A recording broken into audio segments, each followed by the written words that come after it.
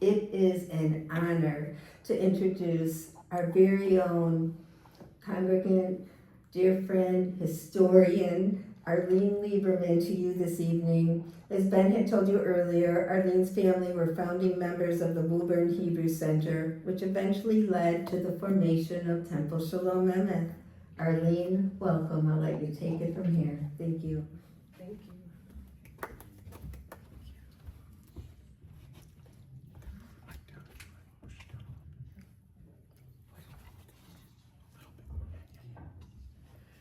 A big part of the traditions of the Jewish people is the telling of stories. Every year we retell stories: the story of Moses and Passover, the story of Esther and Purim, and so many more. Why do we do this? Before there were printed books, there was oral tradition.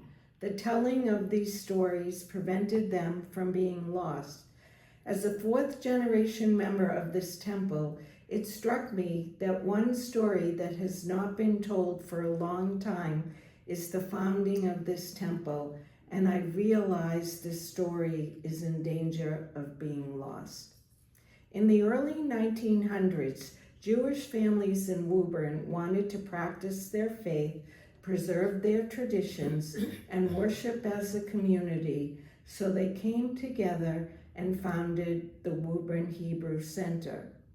In 1966, the center began using the name Temple Shalom Emeth and merged with the Shawshene Valley Community Center in 1973. As early as 1906, Jewish families in Woburn met for religious services, but did not have a permanent place. In 1906, the Woburn Hebrew Center purchased the larger of two Torahs. We still use both. The first Torah purchase was stored in the home of Isaac Berman. He was given the responsibility for the Torah since he was a Cohen. When the Torah was needed for services, junk dealer Morris Weiner hitched up his horse and wagon, picked up Isaac and the Torah, and brought them to services. From 1906 to 1930, services were held in rented halls. Samuel Lieberman, my grandfather, used to put in screw eyes in the walls, stretch a wire, and hang a cloth curtain to separate the men from the women. This practice was followed until the Moose Hall was used because that hall was too large to stretch the wire. In the middle of one Yom Kippur service at the Moose Hall, the members of the congregation were asked to leave it because tables had to be set up for a whist party. The members of the Woburn Hebrew Center were so upset that they held two meetings in response, one for the men at the home of Samuel Lieberman, and the other for the women at the home of Pearl Brown, my great-grandmother.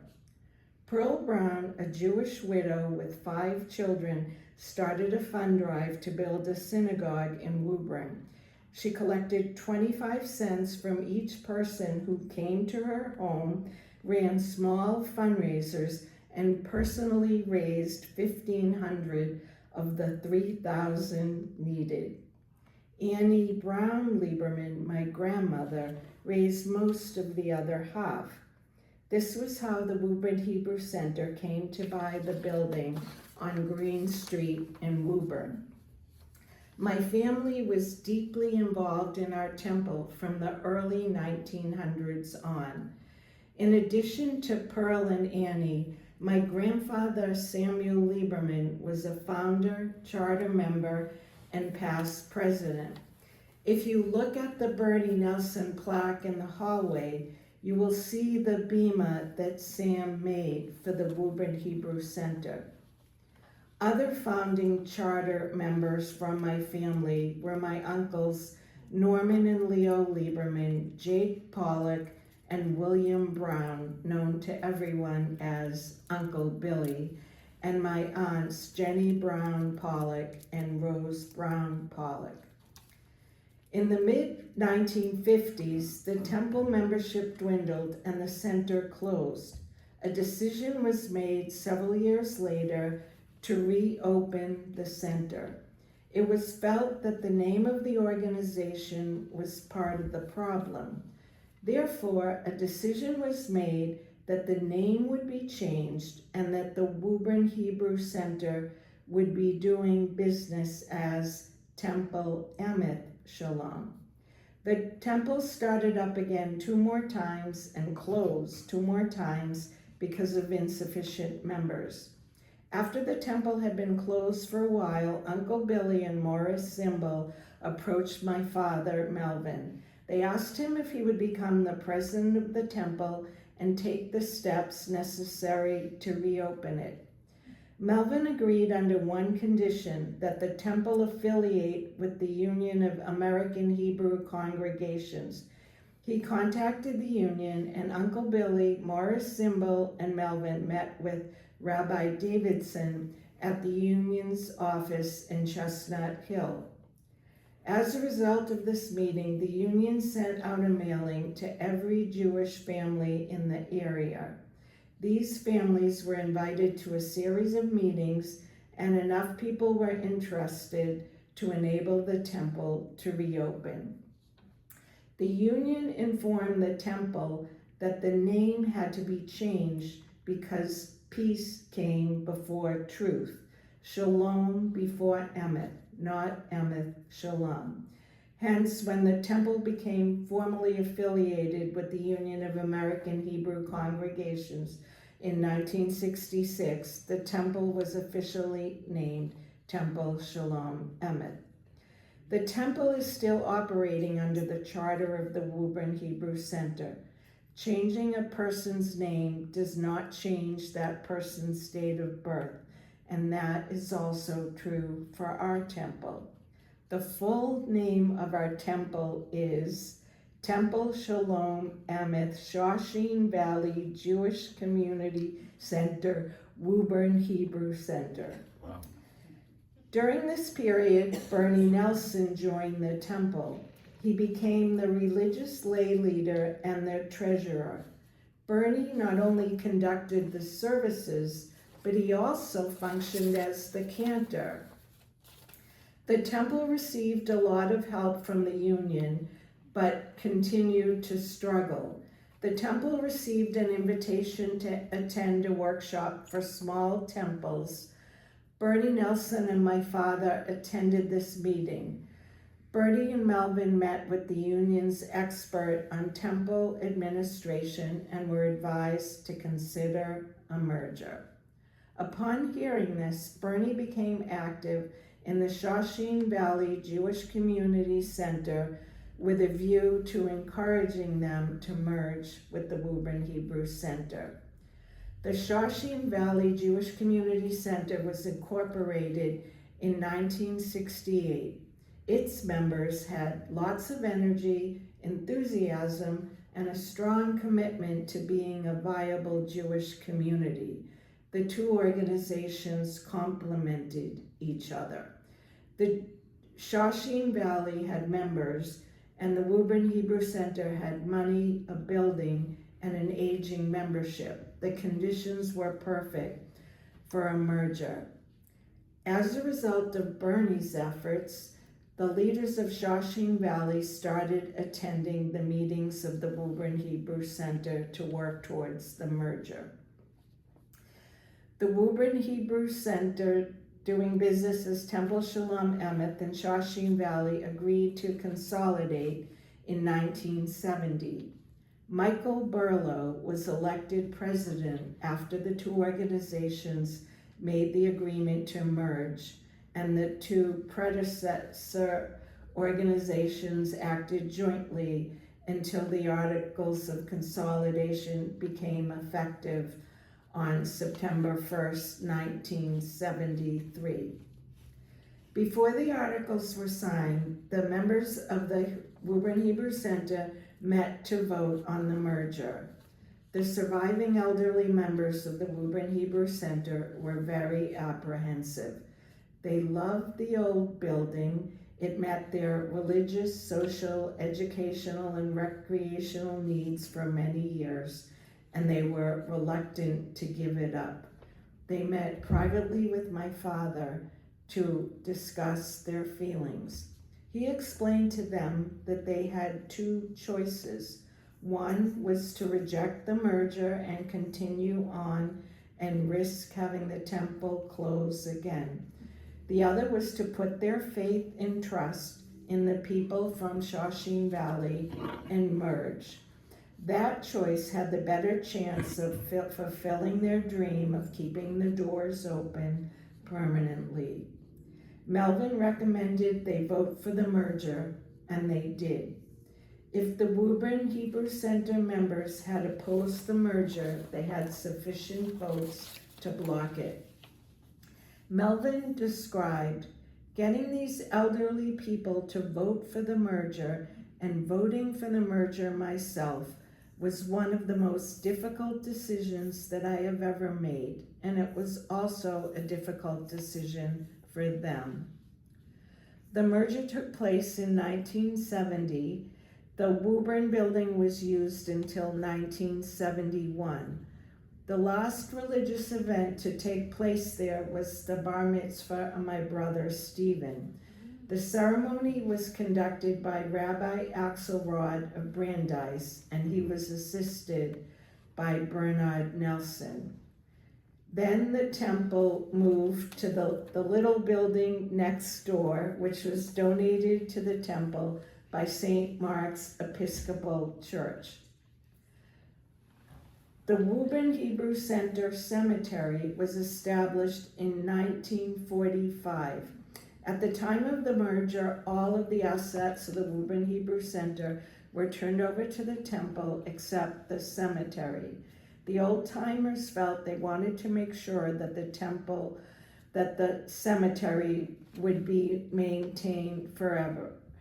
After the temple was operating for a while in Burlington, Melvin was sure it was going to be viable. He called a meeting of the old-timers and told them it was time to turn the cemetery over to the temple. My father was chair of the temple cemetery from the time the Woburn Temple closed until his death in 2011. Anyone who knew my father knew his love for puns and jokes. He was known to open cemetery commission meetings with remarks like, "We have lots in common. Everyone is dying to get in, and now we will turn to a grave subject."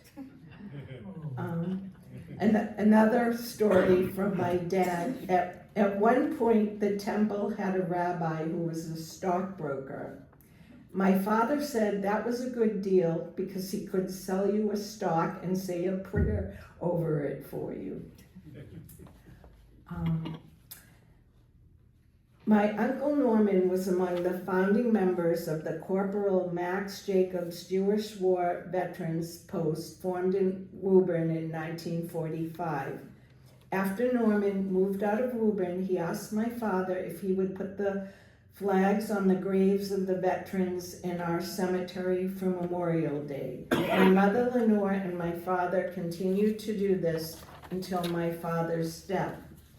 In the late 1990s, Mayor Rabbit, the mayor of Woburn, happened to be in the Veterans Agent's office when my father was picking up the flags. The mayor told Melvin he had been trying for years to get someone to conduct a service at the Jewish cemeteries when the parade stopped there on Memorial Day.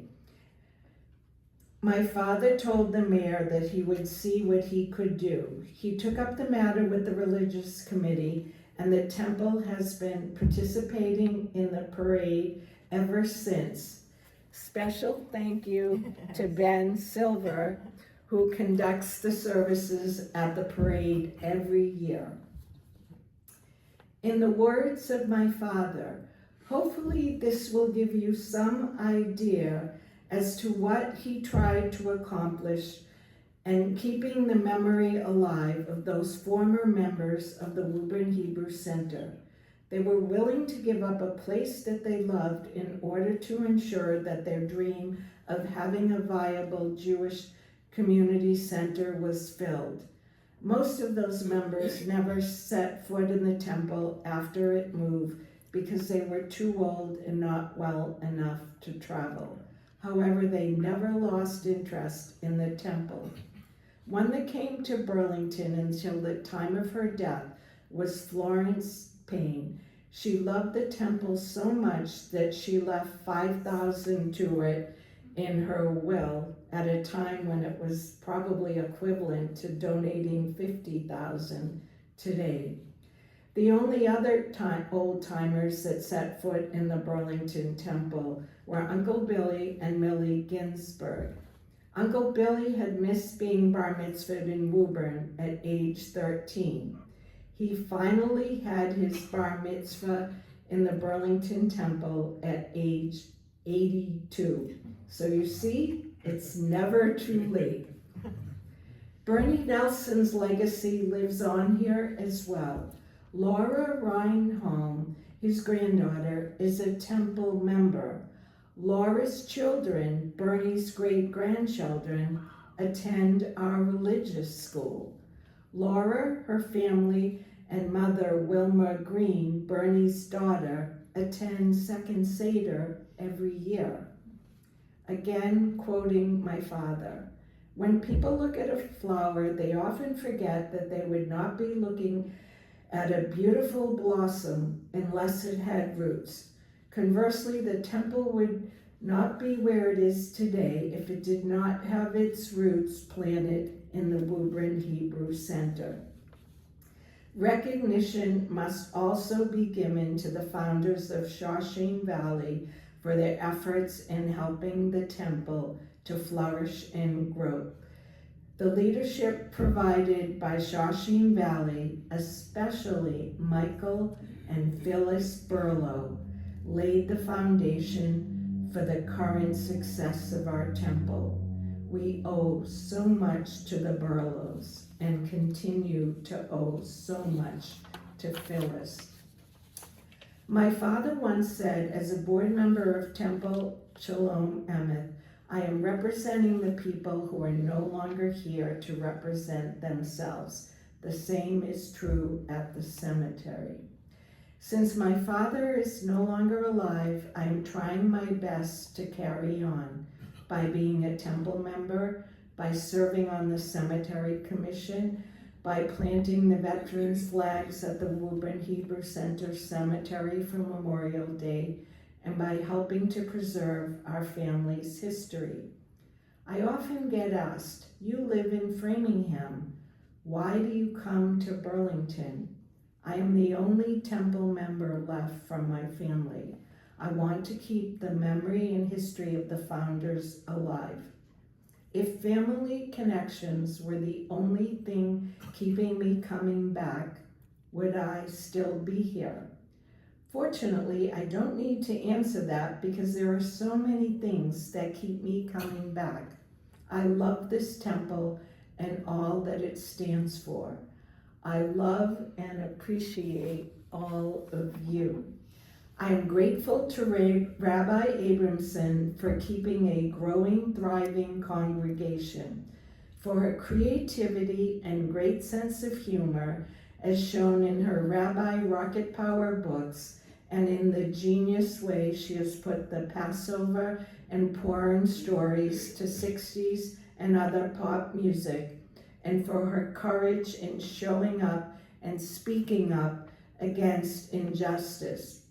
Ben Silver does such a great job being our cantor and leading services too. I especially appreciated that at the end of his long work days, he would come to Framingham to tutor my sons for their B'nai Mitzvah. We couldn't have done it without you. Thanks to the Diorios for all the Sept field trips and B'nai Mitzvah help. I love that we have a social justice committee. I love the warmth, enthusiasm, and helping spirit of our temple president, Robin Frisch. I appreciate the dedication and longtime hard work of Phyllis Burlow, Mindy Stanley, Fran Bloomfield, Jeff Nussbaum, Shelley Lippman, Agnes Bales, all the Bernard Nelson recipients, and the many others who have given so much to the temple over the years. A special thank you to Val Jacobs. It was Val's suggestion that I read the name of the founders on Yom Kippur that spurred me on to do this temple history. I also am thankful for the dedication of the Cemetery Commission, chaired by Meg Silver, with members Ben Silver, Lou Damlin, and Dana Safford. Our founders would be grateful to all of you. They would be grateful that you come, that you show up, that you do the work that keeps our temple going, that you keep their dream alive. They would be especially grateful to Rabbi Abramson for your vision, dedication, and leadership. At a time when many temples have closed, ours is strong and growing. Our rabbi has created a warm and welcoming community. If the founders were alive today, what they would want is to give you their enormous thanks and gratitude. And what would they want from you? They hope you will remember them, the ones who lit the flame, and most of all, what they would want is to keep on doing what you already do so well. Keep Temple Shalom Emeth alive and thriving.